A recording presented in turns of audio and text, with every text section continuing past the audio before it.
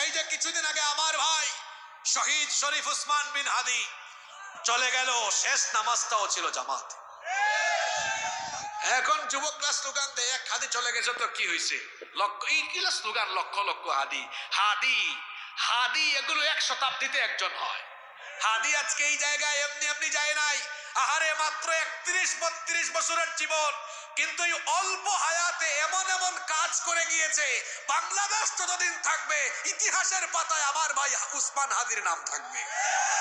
উসমান হাদি এমনি এমনি হয় নাই তো, পরিবারটাও কেমন দেখেন, পুরো একটা দিনই পরিবার। বাবা একজন বড় আলেম, তিনি নিজেও ঝালকাঠি এনএস কামিল মাদ্রাসায় আলিম পর্যন্ত পড়াশোনা করেছেন। এমন একটা পরিবার, ওনার পরিবারের ভাইরাও আলেম। এই হাদি উসমান হাদি এভাবে তৈরি হয়নি, ফজরের নামাজে ছেলে পেলেদেরকে নিয়ে হাজির। আর আপনি স্লোগান দেন আরো হাদি লক্ষ লক্ষ, আরো লক্ষ লক্ষ হাদি হবে, যে স্লোগান দেয় সারাদিন পেশাব করে পানি নেয় নাই। আর নামাজ তো দূরের কথা, সে নাকি হাদি হবে। যদি উসমান হাদির মতো হতে চান তাহলে ফজরের নামাজের সবার আগে গিয়ে মসজিদে হাজির হতে হবে।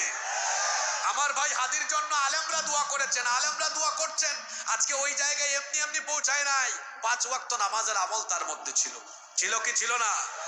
5 ওয়াক্ত নামাজের আমল ছিল এবং কথায় কাজে মিল ছিল, যা মুখ দিয়ে বলতো ভেতরে তা ধারণ করত। আমার ভাইকে যারা খুন করেছে, আমরা তাদেরকে বলতে চাই, আমার ভাই উসমান হাদির এই বিপ্লবী কণ্ঠ থামিয়ে দিয়ে ভারতীয় আধিপত্যবাদ এই দেশে কায়েম করা যাবে না। কারণ হলো এই দেশের প্রতিটি তরুণ, প্রতিটি যুবক এই সিদ্ধান্ত নিয়েছে, দিল্লির দাসত্বের শৃঙ্খলকে চূর্ণ বিচূর্ণ করে দিয়ে এই বাংলাদেশে তারা ভারতীয় আধিপত্যবাদ মুক্ত একটি দেশ গঠন করবে। এই দেশে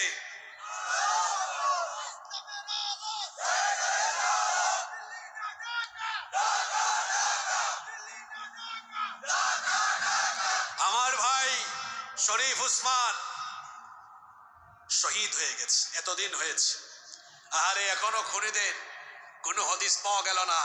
অথর্ব স্বরাষ্ট্র উপদেষ্টাকে বলবো, কেন আমার ভাই শরীফ উসমান বিন হাদির হত্যাকারীদেরকে এখনো ধরা গেল না?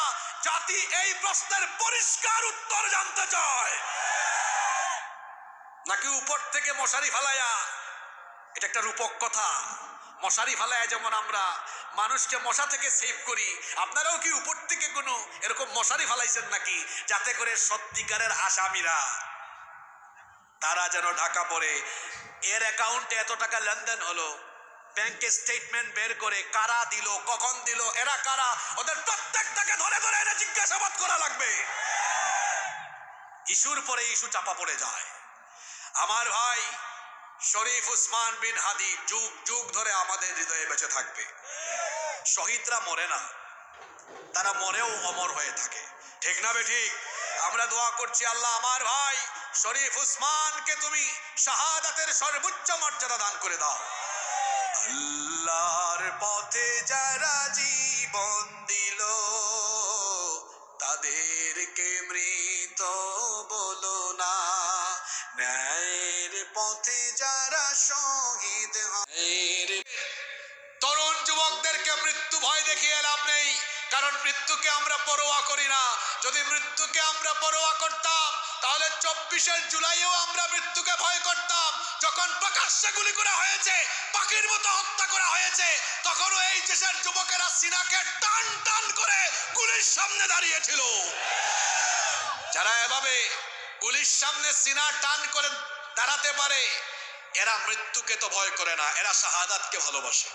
এজন্য আমার জাতীয় কবি বলেছেন, উহারা চাহুক দাসের জীবন, আমরা শহীদি দরজা চাই। নিত্য মৃত্যু ভিতরা, মোরা মৃত্যু কোথায় খুঁজে বেড়াই। আমরা মৃত্যুকে ভয় পাই না, বরং মৃত্যুকে আলিঙ্গন করে আমরা শাহাদাতের সিঁড়ি বেয়ে আল্লাহর জান্নাতকে আমরা তালাশ করি। যুবক ভাইদেরকে বলছি, উসমান হাদির মতো স্লোগান দিয়ে হওয়া যাবে না। 5 ওয়াক্ত নামাজ ঠিক করতে হবে।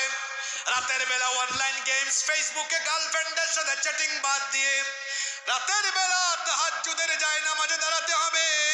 কারণ আল্লাহর প্রিয় বান্দারা রাতের বেলা তারা মোবাইলের মধ্যে চ্যাটিং করে করে অনলাইন গেমস পাবজি কিংবা অনলাইন জুয়া খেলে রাত কাটায় না, তাহলে আল্লাহর প্রিয় বান্দারা রাতের বেলা কি করে?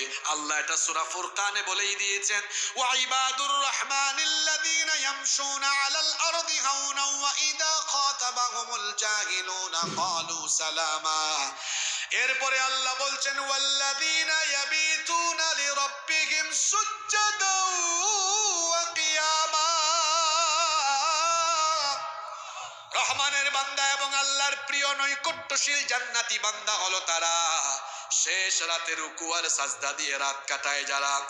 কলিলুম মিনাল লাইলি মা ইয়াহজাউন, রাতের বেলা খুব অল্প সময় তারা ঘুম থেকে তারা পিঠ আলাদা করে দিয়ে আল্লাহর আযাবের ভয়ে কাঁদতে থাকে, চোখের পানি ঝরাতে থাকে।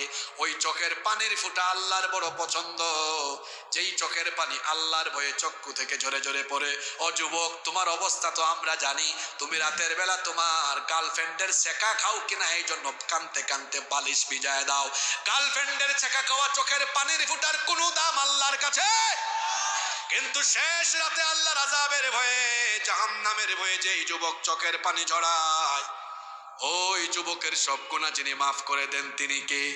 রাতের আধারে যারা সেজদাতে রয়, দু চোখের অশ্রুতে নদী যেন বয়। রাতের আধারে যারা সেজদাতে রয়, দু চোখের অশ্রুতে নদী যেন বয়। ছলনার হাত ছানি যতই আসুক, পেছনে ফিরেও তাকায় না।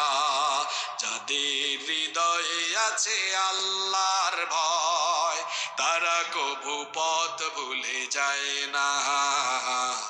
আল্লাহর প্রেম ছাড়াই দুনিয়ায় কারো কাছে কোনো কিছু চায় না। আমরা ভয় করি কাকে? যৌবনকালের কদরের কথা বলছিলাম, কিভাবে যৌবনকাল কদর করবেন, কাজে লাগাবেন। এক নম্বরে বলেছি